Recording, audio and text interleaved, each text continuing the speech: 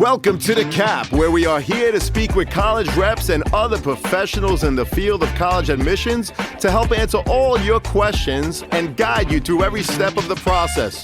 So if you're serious about college admissions, you've come to the right place. Are you ready? Let's talk about it. And now, here's your host, Dr. John Durante. Welcome to The Cap, the College Admissions Process Podcast. I am your host, John Durante, and I am here to introduce you to college admissions representatives and other professionals in the field of college admissions. Our purpose is to serve you, the students and parents, so that you may gain insight straight from the people who ultimately make the decisions. Regardless of whether you apply to a particular school being highlighted in a given episode, you should listen to all of them, as each guest will give you tremendous insight and advice on every aspect of the college admissions process, prompting you to come up with your own follow-up questions for when you visit campus or meet with a college admissions representative yourself. Don't forget to visit our website, www.collegeadmissionstalk.com, or the show notes of each episode to access the alphabetical list of all the colleges available with the related audio link to the right of each school. The alphabetical list provides you with on-demand access to all of the episodes so that you may listen whenever you wish. And if you want to receive links to episodes before they are released on the podcast, along with other related resources, please fill out the email opt-in form also available on our website and in the show notes of each episode. Lastly, please email me with any questions or comments at collegeadmissionstalk@gmail.com. So are you ready? Let's talk about it. Welcome to The Cap, the College Admissions Process Podcast. I am your host, John Durante, and it gives me great pleasure to introduce to you today Chris O'Sullivan, who's the Assistant Director of Admissions at one of the Big Ten universities. Of course, we're talking about the University of Iowa. Chris, thank you so much for being here today. I'm really excited. How are you? John, my friend, I'm doing fantastic. I hope you're similarly well. I love hearing that title. You know, I love being a mid-level bureaucrat, so it's always good to hear. But yeah, go Hawks. Happy to be here. Thank you so much for having me. When you meant title, did you mean Big Ten or Assistant Director of Admissions, Chris? Honestly, both, John. I love hearing Big Ten. You know, it's an academic alliance as well as an athletic coalition. But God, that title, my personal title, it feels good. It feels good to hear. Thank you for that. It's very affirming. Well, it's an honor and pleasure, and thank you again for being here. So can you provide us with an overview of what the University of Iowa offers its students in terms of academic opportunities, and what sets it apart from other colleges and universities? Sure. Yeah. So I think we're obviously a tier one public research institution, which is not that remarkable when it comes to sort of the landscape of American higher education. But kind of what sets us apart is, of course, hey, Big Ten, it's its own thing, it's its own animal. Amongst the Big Ten, we're kind of a smaller school, so about 22,000 students. So that makes us a little bit unique. I believe we're the third smallest Big Ten institution, but we still have all of those incredible resources for students. And I like to say that we're very much an arts and sciences school. So we really do straddle the, fine arts, creative arts. And then on the other hand, we have this incredible biomedical sciences infrastructure, a great engineering program. Our nursing program is number 4 in the nation. So we really do kind of straddle that line, 200 different areas of study for students. So truly you can find anything you want at a sort of modestly sized institution. And of course, when I say 22,000, that is objectively a large number of students. So, I won't, split hairs on that. But compared to Midwestern schools, a lot of other Midwestern or Southern schools, we are kind of small. So I think that a lot of students like all of the resources that we can bring to bear. And at the same time, you still feel like you can be, big fish, small pond. You can still meet people every day. In terms of academic opportunities, I'm our West Coast Assistant Director of Admissions. So there are select programs that really are big for students in the national market. And I think that the ones that I really like to highlight, I won't bury the lead on this one because I think that many of your listeners will probably be thinking about this, but English and creative writing. We're number 2, I believe, right now in the nation for our undergraduate program. We're tied with Yale. Of course, rankings, as you know, don't matter. It's all a facade unless they work in my favor, John. I'm definitely going to use it, if it's good for marketing. So, but English and creative writing, truly fantastic program. We really make students unafraid to be creatives. And at the same time, I think that we give them a really good background in the business of English. If you want to be an author, if you want to be in publishing, et cetera, we really do expose you to a whole bunch of different disciplines and give you the background necessary to succeed. That nursing program that I mentioned, really supported by our biomedical infrastructure on campus. So our Carver College of Medicine is a top 20 primary care teaching hospital, and it really does inform what I like to call a constellation of medical or health sciences programs. And the nursing program is really one of those. We take about 80 students every single year. I have some of my California students in that program frequently. It is selective. I won't lie to you on that front, but especially compared to a lot of other nursing programs in the nation, it's still accessible. So big fan of that. And then other things. Oh, our Tippy College of Business is truly fantastic. The Papa John building on campus where the Tippy College is housed, it is large, it is imposing as a business program should be, and still, modestly selective. But we do have a direct admit program there as well. And I should also note for our nursing program, a direct admissions pathway as well. So those are just a few programs. I won't bore you by going down every single avenue, but truly arts and sciences across the board. Well, you're definitely not boring us, and thank you so much for the overview. You're a Tier 1 research institution, Big 10, which means so much to so many students. And I like that you talked about the fact that you're smaller as a Big 10 school with about 22,000 students, which is great. You mentioned some of the programs, engineering, business program, and the direct admissions program to nursing, just to name a few. And the fact that you are number 2, I think you said, in the nation in terms of English and creative writing. And I appreciate what you said. You want your students to be creative. And one statistic that I will add, Chris, is the fact that you're at about 90% in terms of your retention rate, which is a great statistic also to mention. Another thing that a lot of the students and their parents want to hear about, especially from a Big 10 school, is life on campus. So, Chris, Sure. can you tell us about student life, their experiences at the University of Iowa, and what kinds of extracurricular activities and organizations can students expect to be a part of once they're on your campus? For sure. No, fantastic question, John. And I think, at Iowa, we are very much about the notion that education and the college experience is not just academic. That social element, learning to self-advocate, learning about who you are as a person is absolutely essential to the college process. And that's why, 600 plus clubs and organizations on campus. And I won't sit here and say that that's unique for a large school. Many schools have a similar number of clubs and organizations. But truly, students can get very, very involved in a number of things. Anything from club athletics, intramural athletics is something that you can do, all the way to something as seemingly low effort as our Sunset Club. You can sit on the top of the Pentacrest looking out towards the west side of campus at sunset once a week, and you can watch the sunset and just hang out with a group of friends.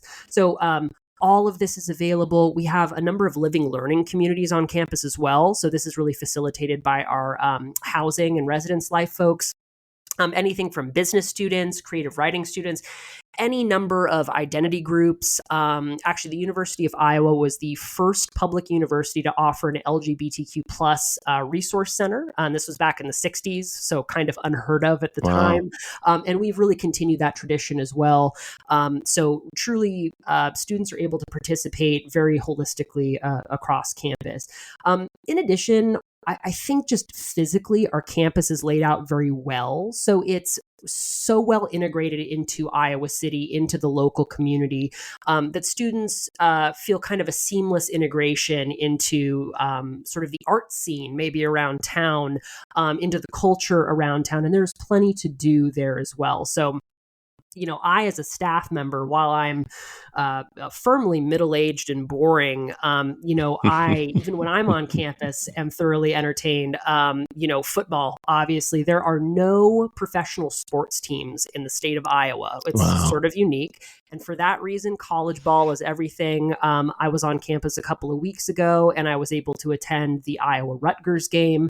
Fantastic. Tailgating is a big culture around there as well. I found out very thoroughly. And then I also, a couple of days hence, I was able to attend a poetry reading at Prairie Lights, which is our big independent bookstore in Iowa City. So plenty for students to do. Student life, we find, is fundamental to the fabric of who we are as an institution. So I hope that wasn't too long of an answer for you.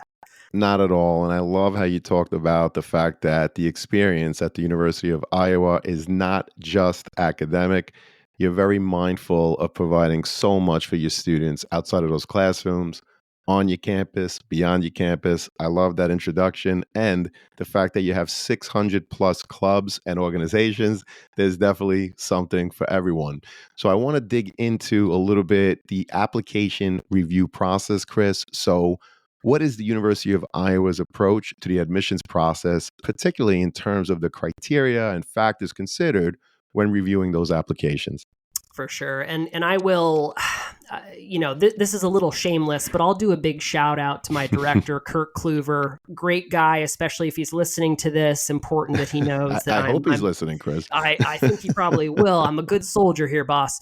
But he actually, I don't know if he coined the term, but he likes to employ this when speaking with families and with staff. But we're all about accessible excellence at the University of Iowa. So we try and break down any barrier that might exist between the student and us. We try and break that down and make the process as smooth as possible. So, when it comes to criteria that we're looking for, the admissions process, we're very much an evaluative institution. So if you're looking at the world of the universe of criteria that we could be looking at, we're mostly just looking at a student's transcript, for a couple of things. GPA, I'd love to tell students that GPA doesn't matter when applying to college, but unfortunately, even for a very evaluative school like us, it's certainly something that we're looking at. So GPA, core coursework, those are listed very clearly on our website. And of course, I think a lot of families come to us and, this is maybe just the college process in general, but they'll think that we're hiding something. And I suppose that's maybe an invention of the media, of sort of this hyper anxious world that we live in these days. But students will think that we're maybe burying stuff. I promise it's all on the website. I gain nothing from hiding anything from you. So the core coursework is listed on there, the number of years of each subject that we're looking for. And then test scores. We are a test optional institution. So if you choose not to submit test scores, then we'll be looking at a personal essay. But it's one or the other. So we don't necessarily have to look at a personal essay, only if you don't submit test scores. So that's a little bit of the review process. The other really important element is we're rolling admissions. So a student will apply, and then in about 3 to 6 weeks, they'll receive an admissions decision. And we're very, very proud of that process. We have a fantastic evaluation team who just rolls out those decisions pretty regularly. And I think that's a big value add for families too. It takes a lot of stress out of the process. If they have a meaningful and deliberate college list, Iowa's going to be one of the first schools getting back to them. So I think that's something that we're very proud of. Well, that's great to know. You're rolling admissions. And Chris, when does your application actually open up for students to apply? August 1st, my friend, August 1st, and we'll just keep rolling it out from there. Right. So you said August 1st, and then about 3 to 6 weeks after, they'll actually get their decision. That is correct. Yep. Well, that's great to know. And it's really important for students and their families to understand that a school like the University of Iowa that is rolling admissions, it's important to get the application in early. And so, again, think about it. 3 to 6 weeks later, at the very beginning of senior year, you're getting your decision. Hopefully you get admitted, and so that students, you could go ahead and enjoy that senior year of high school. I also appreciate how you talked about the transcript. and that everything is on your website, right? There's nothing to hide. And that's one of the reasons why we have these podcast episodes, because we want to give a voice, if you will, to the admissions office. But you mentioned that everything is on your website, the number of years that you require from each of the academic subjects. And of course, you're looking at the transcript to determine whether or not a student can handle the work once they're on your campus. You are test optional, but I appreciate you sharing that. If you're not going to submit a test, then you're going to look at that personal essay. Anything further that you want to mention about the personal essay, Chris? It's essentially just, the Common App essay. It's very straightforward. And that's just so we have an additional criterion that we can evaluate for students. We want to give them the best shot possible. And if you're not submitting test scores as a metric, we want you to have your voice really shine through. So that's something we'll look at. I should also note, John, this year, this past year, we adopted a do no harm testing policy that we're actually pretty proud of, which essentially means students can throw us a test score, even if it was, on the ACT, a 19, may not yield any scholarships, may not be helpful for admissions purposes. And if that's the case, we'll just remove it from a student's application. Otherwise, just throw anything that you can at us, and we'll see what we can do for both scholarships and admissions purposes. Hey, podcast friends, are you or someone you know in need of some custom college gear? Prep Sportswear carries a wide variety of college fan gear and apparel, including t-shirts, sweatshirts, hoodies, hats, and so much more. So whether you're getting ready to go to the game, hanging out on campus, organizing a college bed decorating party, or you're simply looking to build upon your college gear, Prep Sportswear has you covered. Check out our Prep Sportswear affiliate partnership link in the show notes for all the details. As an affiliate partner with Prep Sportswear, the podcast does receive a small commission if you make a purchase. But rest assured that we would only promote products that we believe in and feel that would benefit our listeners. And now, back to the show. Chris, I was curious, can you share the percentage of students that apply from out of state? And does the application process differ based on whether or not a student is an in-state resident or out of state? Sure. Well, I'll do you one better, John. I'll give you raw numbers. So for this freshman class that we have on campus now, in-state applications, we had about 5,400 of those. So, by percentage, it is our largest group is in the state of Iowa, which shouldn't be overly surprising for a flagship institution. Right. I believe that the actual percentage of in-state students is a little over 50%. So we're still mostly Iowan. And then for out-of-state applications this past year, a little over 20,000. So that's from all the rest of the U.S., including international. And there aren't too many different criteria that we're evaluating. There isn't a huge delta between, the requirements for, in-state students and out-of-state students. We have a pesky little thing in the state of Iowa for public institutions, and the big shout out to my friends over in Ames at Iowa State. We use the same number. It's called the Regents Admissions Index, the RAI. It's a pesky little formula that the state legislature, in their infinite wisdom, decided to hand over to us to use.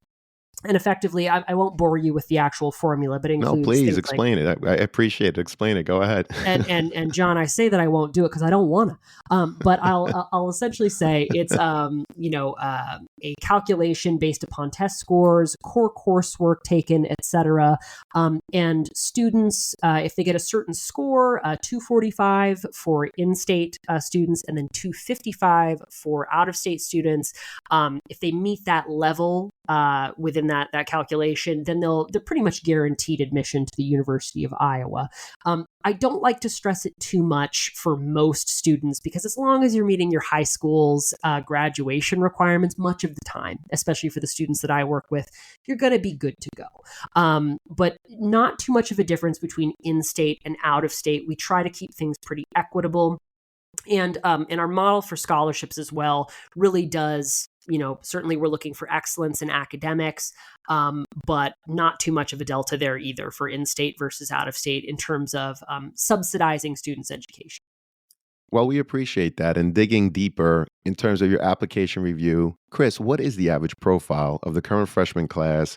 in terms of GPA and, of course, any other related data. For example, if they submit their SAT or ACT scores, and if a student falls lower than your mid 50%, what are some of the things that they can do to enhance their overall application? It's a fantastic question, John. I appreciate that.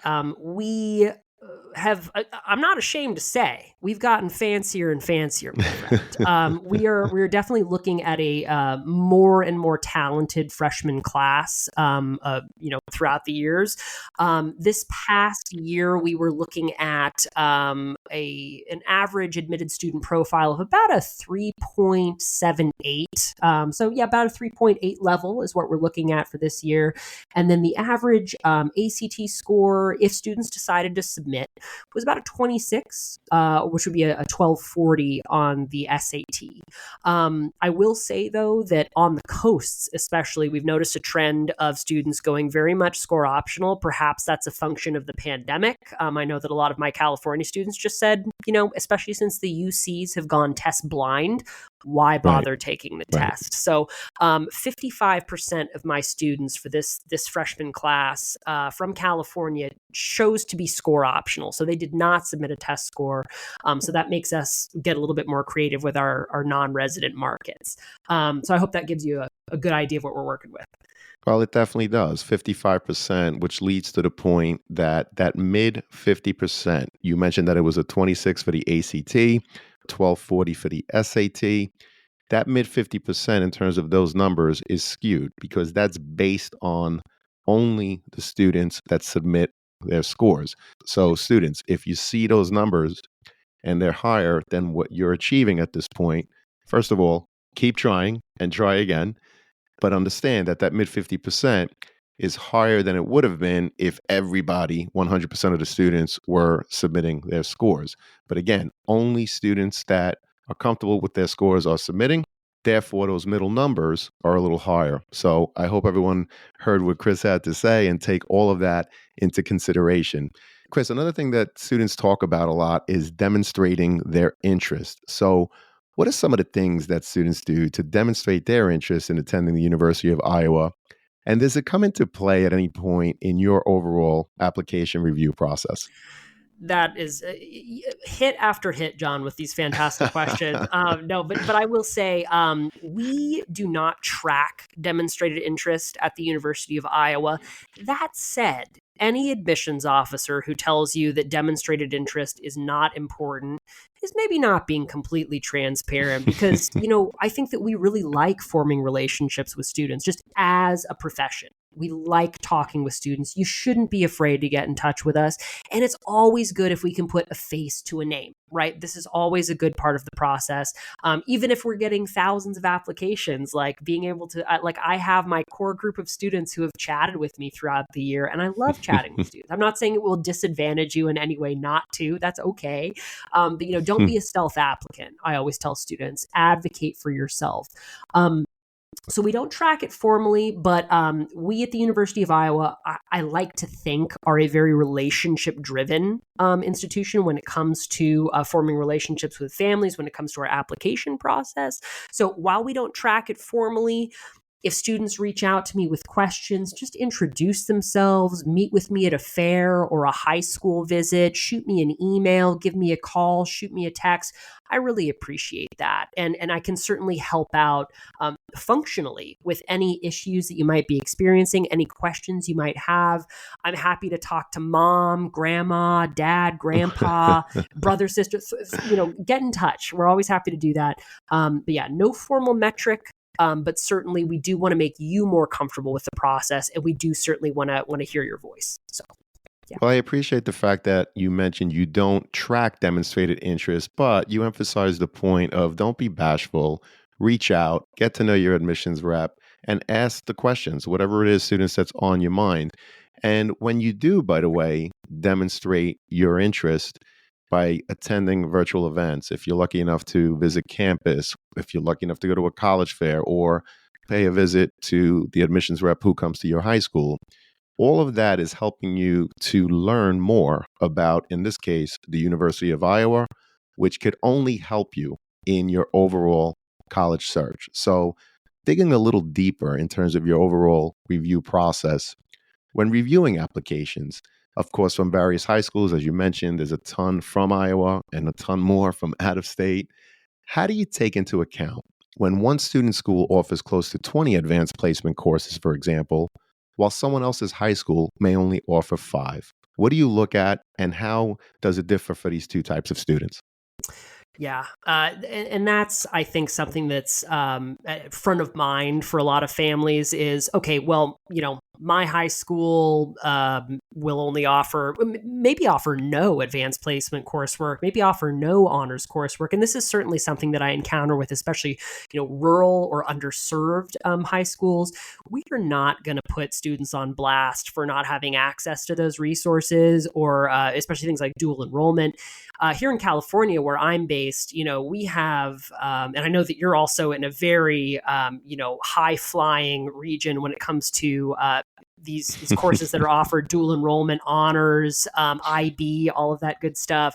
I will have students biting off way more than they can chew occasionally. I'll have students taking a whole bunch of honors, but I like to tell students, really dispel a lot of the mythos around this.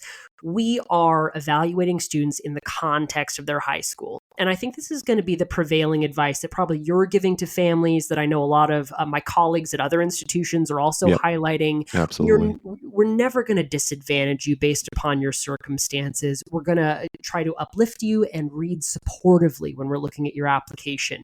So definitely not going to hold it against you, but certainly if I see a student come through who is going to a school that offers 26 advanced placement classes and they're not challenging themselves at all, we have, again, very specific requirements on our website. So if you're meeting those requirements, fine. But if you're looking to petition us, maybe if you're sort of on the borderline and you haven't challenged yourself at all, that may be something that we are kind of looking at a bit more closely.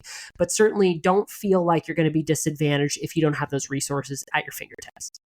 Well, that's great advice and insight. We appreciate that. And of course, there's many students that, while in high school, have an IEP, an individualized education plan. So, Chris, can you explain what opportunities the University of Iowa offers students that may have had an IEP in high school in terms of helping to ensure that they continue to be successful once they're on your campus? Yeah, for sure. And this is, I think, a concern that, a lot of students, a lot of families who are working with an IEP, 504 plan, they may express some concern, like, how do I go from especially maybe if it's a tiny high school, how do I go from my tiny high school, a very nurturing environment, into this big, institution that may not be overly Right. supportive on an individual basis? Well, this is sort of where I think Iowa thrives a little bit, because we're at that sweet spot in terms of size, in terms of student attention. We have a great student disability services office on campus. And of course, because we're a public institution, as a function of federal law and state law, we offer all of those accommodations and modifications for students. So Great. that said, students, families, and really the students in this equation need to self-advocate. The goal for us, really in higher ed in general, is to move students from home with mom, dad, siblings, to get them into a state where they can self-advocate and be individuals on their own in society. That is the goal of American higher education, pretty much across the board. And that's certainly something that we want to foster in students as well. So, of course, we're there to help, but students need to self-advocate, bring in all of the documentation that they need to have. They're required to have a meeting with our office in order to get all of these supports set up. And then they can actually get priority registration for classes once they've met with our student disability services office. So it's a very streamlined process. They're coached through, absolutely, but self-advocacy is certainly the tip of the spear when it comes to this process. Well, I love the fact that you're talking about advocating for yourselves, students. It's very important to hear that again, because I know that in high school, I'm sure you have a school counselor, teachers, your parents, everyone working together, hopefully, for the goal of getting you through high school as successfully as possible. And not to say that you're not going to have people when you're in college, but certainly those supports are a little less. And so, yes, students, you have to learn to advocate for yourself more in college and visit that office of accessibility. You have to let it be known if you need extended time on a test, if you need a tutor, if you need help. Go to the office hours. All of the professors offer office hours. These are things that you need to put into your day if, in fact, you need that extra help. So we appreciate that, Chris, very much. And what about students who intend to play sports in college? Now, I know that the University of Iowa, we said it earlier, Big Ten, rah, rah, and I love that.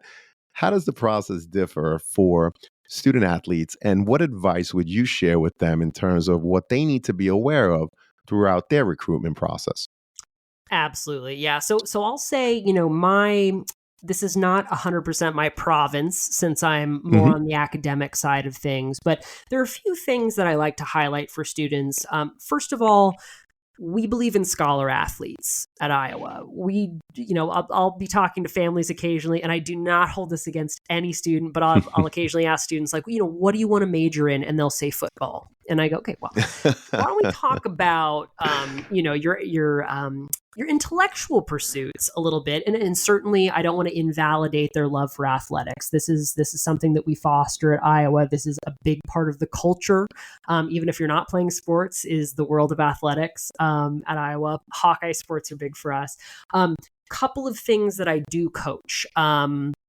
Be on the NCAA eligibility website when you're able to sign up for that. It is a process. But when it comes to playing sports, especially for a D1 school or, God help you, an SEC school, like, most of those athletes are grown in a government lab. So you do need to be prepared. You need to have all of those ducks in a row. I'll occasionally speak to seniors and they won't know what the NCAA website is. And I'll say, maybe club sports are more your vibe, right? So Right. that's something to consider. But make sure that you're there. And then each college or university, and Iowa is included in this equation, will have its own way to reach out to coaching staff. HawkeyeSports.com for us. It's a website where they can find more information, demonstrate interest, find contact information. Every school is going to be a little bit different in how they handle it, but just ensure that you're following along with that process. And the NCAA has very strict guidelines, especially for our D1 sports. So just be sure that you're doing your research. If you have an extensive college list and you're a student athlete, be sure that you're looking into each athletic conference. Be sure that you're looking into each school's requirements and that you're reaching out to the appropriate staff members. Important to note that until junior year, I believe this is still the case unless something's rapidly changed overnight. Yep. We are not able to contact you. So if you're a sophomore wunderkind in soccer and you're not hearing anything, you're hearing crickets from the college side, that's because the federal government said that we can't talk to you. So don't be overly upset, but certainly just do your research is my prevailing advice. Well, that's great advice. And you mentioned a couple of different resources. And Chris, if you want to share any links with the parents, just provide them to me and I'll make them available to the students and the parents, of course, in the show notes. Will do. This has been a phenomenal conversation. I can't thank you enough. And Chris, before I get to the last question, I have to ask, is there a question I didn't ask today or a topic that simply didn't come up that you'd like to share with us now? John, I gotta say, you're a professional, you're a gentleman, and you made a great list of questions. I really think that we covered all of the bases, but certainly, all of my information I can provide to you as well. And if families have any, questions, burning questions they have for me, they can feel free to reach out at any time. Well, fantastic. We appreciate it. And unfortunately, it does lead us to that last question, Chris, which is what are your top three pieces of advice you would provide a student and their parents getting ready for the college admissions process? For sure. And I'll go from sort of broad platitudes to very specific advice. But effectively, number one, probably chill out. Okay. And I think that a lot of my colleagues would agree with me on this one. There are a lot of folks out in the world who will try and get in between you and the college of your choice, right? There's a lot of folks, this is not me trying to be cynical, but there are a lot of folks trying to make money in this industry. So they may get in between you as a third party and the college. And a lot of these folks will benefit from a really stressful environment, right? The media will inflate a lot of this. And certainly there is a lot of stress involved in the college process. But overall, trust the process, trust us. You're on the high school side, on the college side, your family. There are a lot of people here to support you. This can be a very enjoyable process if you really sort of dedicate yourself to it. So it's 9 months of your life, right? From the time that the common application, for example, opens and May 1st. And it may seem like the most stressful part of anything you've ever done so far. And trust me, it gets worse when you're in your 30s. But, just go with the process, rely on your resources, and chill out a little bit. Okay. Second piece of advice, be deliberate. All right. Every year, especially in California, we have students who are making a college list that's maybe 20, 30 schools long. And I'm sure that, John, you deal with this occasionally with your kiddos too. It's a big phenomenon on the coast, especially. Hyper competitive. I want to apply to all these schools. I'm sort of shotgunning applications out into the ether and seeing what sticks. I really encourage you to focus on fit. Right. And rely on your counselors for this, but you can also chat with us. Chase your interests. You want the applications that you're throwing out there to be predicated on academic fit, financial fit.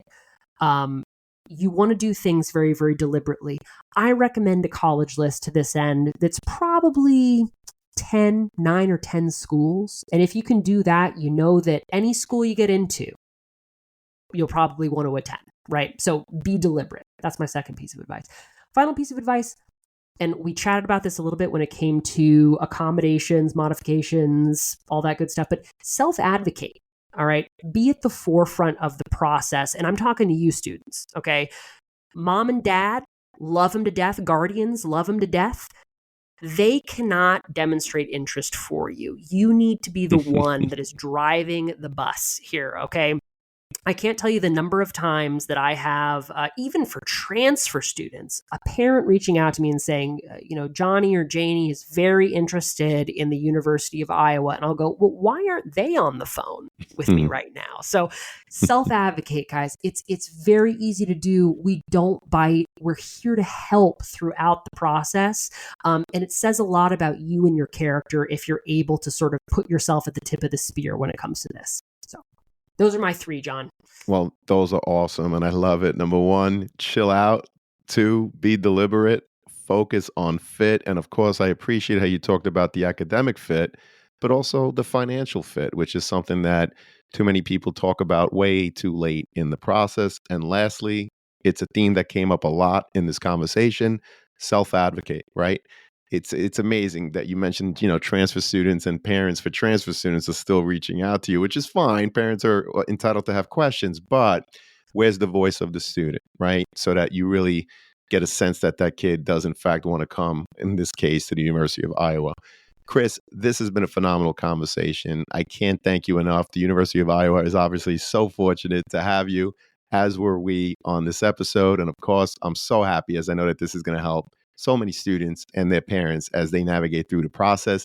I do hope to have you again, Chris, in the future. Thank you for all your time today. You're too kind, my friend. Thank you for having me. Our pleasure. And one last thing to say to all of the students and the parents, good luck to everyone with the college search. Best wishes. Take care. Go Hawks. That's right. Go Hawks. Thank you for joining us on this episode of The CAP, the College Admissions Process Podcast. We hope you enjoyed the show. If you did, please don't forget to tell a friend and follow us on Facebook, Instagram, Twitter, and wherever you listen to your podcasts. I am your host, John Durante, and I look forward to seeing you on the next episode of The CAP.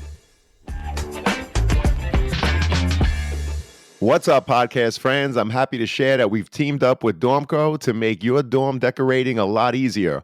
Why Dormco? They offer quality and durability, affordability, and a wide selection for bedding to storage solutions and everything in between for your dorm room. So if you or anyone you know is looking to decorate your dorm, see the affiliate partnership link in the show notes for Dormco, your one stop for stylish, affordable, and quality dorm essentials. Please note that if you make a purchase through any of our affiliate links, the podcast gets a commission, but rest assured that we would only promote products that we believe in and feel would benefit our listeners. Thank you all, and best wishes.